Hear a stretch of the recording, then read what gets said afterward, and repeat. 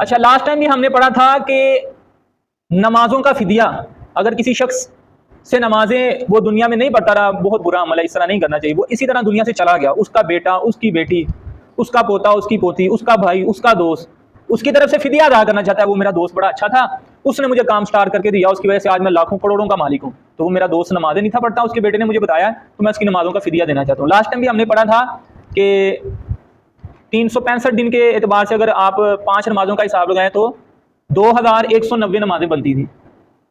और हमने ये भी हिसाब लगाया था अगर इसका फिदिया अदा करे पैसों में तो वो तकरीबन फितराना जो होता है, अगर वो फितराना 300 रुपये है या 400 रुपये है या 200 रुपये है, वो आप जब मौका होगा उसके एतबार से गंदम के पैसों के एतबार से है। तो मैं ये मिसाल दे रहा हूँ, 300 रुपये हमने लगाया था, तो 300 रुपये से कितने पैसे बन रहे थे?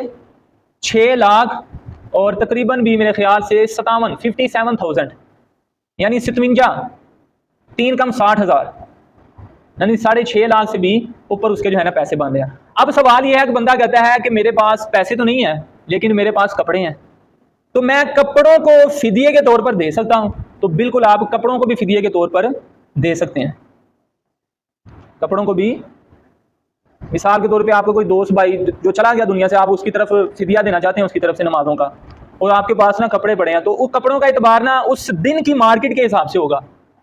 ये नहीं आपने कहना कि मैंने वो फलां दिन 5 साल पहले लिया था, तब तो ये 20,000 का था, अब इसका रेट डाउन हो गया, ये तो 2,000 का रह गया।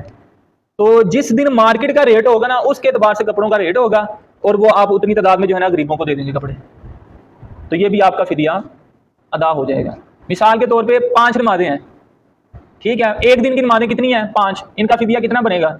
3 को 5 से मल्टीप्लाई करें, 1500, 1500, 1500 रुपया बन गया, ठीक है। अब 1500 रुपया आपने फिदिया देना है।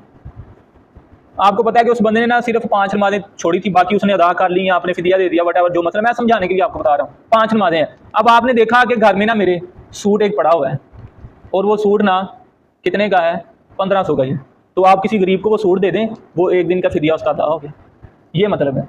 इसी तरह किसी के पास 20-20 हज़ार, 50, 1-1, 1.5, 2-2 लाख वाले सूट भी होते हैं, ठीक है। तो यानी कि कपड़ों से भी फिदिया अदा हो सकता है। तो सबसे बेहतर यही है कि नमाज अपनी दुनिया में ही आप पढ़ के जाएं, दुनिया में ही उनको कज़ा कर लें, अल्लाह से माफ़ी मांग लें। हाँ, अगर कोई बंदा ये कहे कि मैं जिंदा भी हूँ और मैं अपनी तरफ से फिदिया देना चाहता हूँ नमाजों का, तो ऐसा नहीं होगा। फिदिया अगर आपने दे भी दिया है तो आपको फिर दोबारा वो नमाजें पढ़नी पड़ेंगी। समझ आ रही है ना?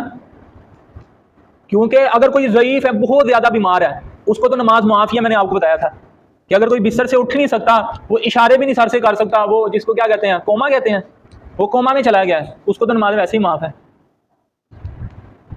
बाकी अगर आपका सर हिल रहा है और आप कहें कि बेटा 5 लाख का फिदिया दे दो, नहीं, आपको नमाजें पढ़ना पड़ेंगी।